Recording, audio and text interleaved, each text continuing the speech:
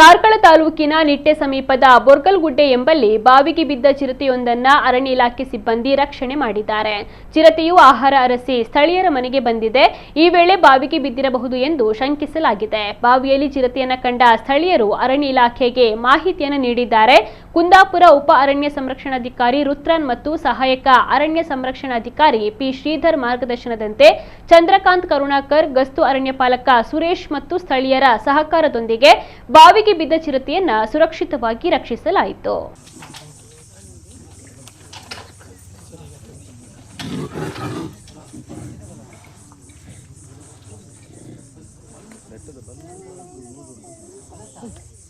ಬಲ್ಲು ಕೆಳಗೆ ಬರ್ತದೆ ಅಂತಲ್ಲ. ಹೊತ್ತಿ ಹೊತ್ತಿ ಹೊತ್ತಿ ಇದೆ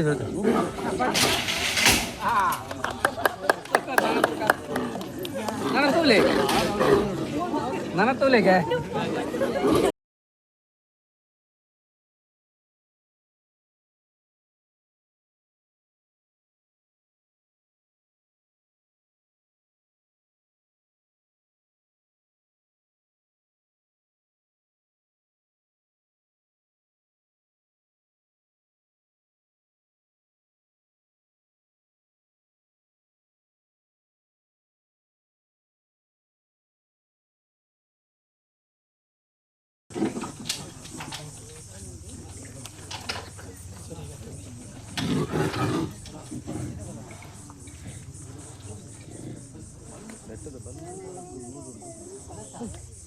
ಬಲ್ಲು ಕೆಳಗೆ ಬರ್ತದೆ ಅಂತಲ್ಲ.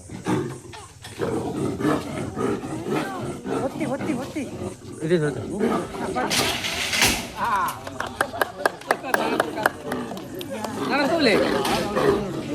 ನನ್ನ ತೋಲೆಗೆ